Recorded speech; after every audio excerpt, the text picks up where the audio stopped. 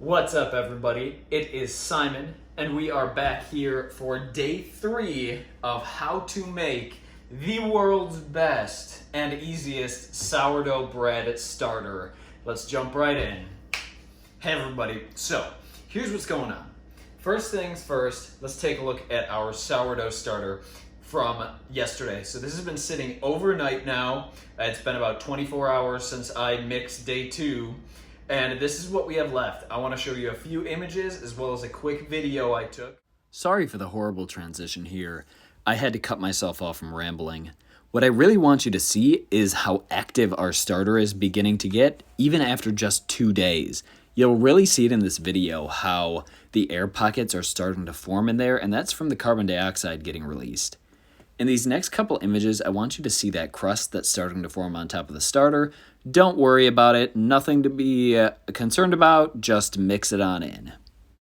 For the actual mixing of day 3, from this point on, it's a pretty easy equation, okay? You're going to mix equal parts starter, flour, and tap water, lukewarm tap water. To actually start the mixing of our starter on day 3, we are going to need another aluminum bowl, clean aluminum bowl, or I guess glass, doesn't really matter, as well as a spoon. You can use your hands if you want. I just don't really want to get my hands dirty and covered in starter at this point in the night, so I'm going to use a bowl and a spoon. Works just fine.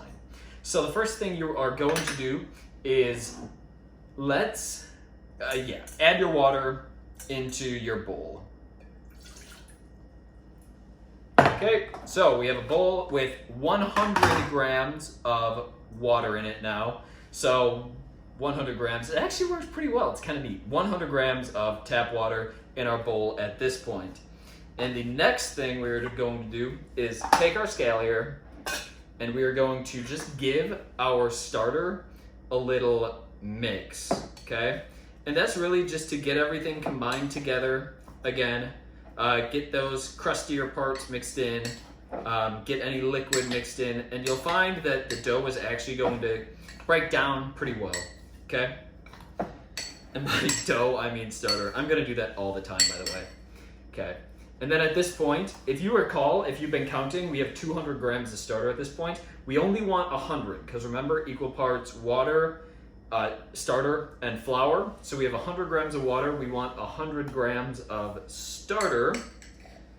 So I just zeroed out my scale, and we're gonna add some starter. All right, that's about 70. And remember, we are baking, we're not cooking. Cooking, you can be a little less accurate on your numbers. However, when you're baking, you want to be pretty darn close to what your recipe says, and I'd follow this pretty closely. So there, we have 100 grams of starter, and we're going to mix that starter into the 100 grams of water. Don't worry, I won't make you watch all this. I'll cut it here.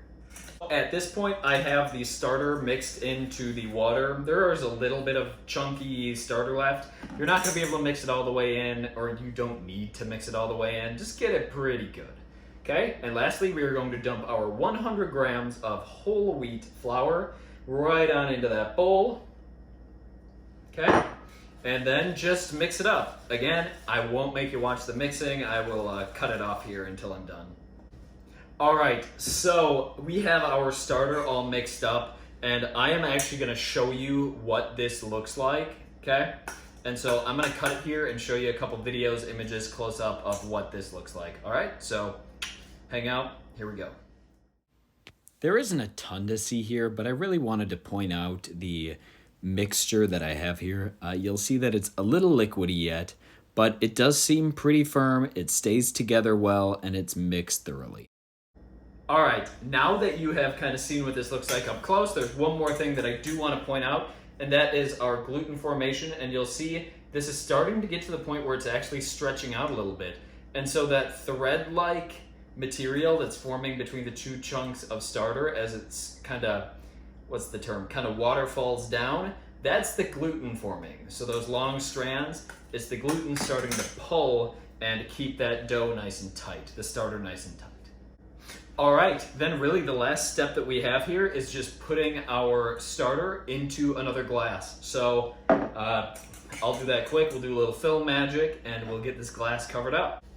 All right, so I finished putting my starter into my glass again. I'm gonna clean the edge of the glass just like I did yesterday to make sure that nothing hardens on there and doesn't clean off tomorrow.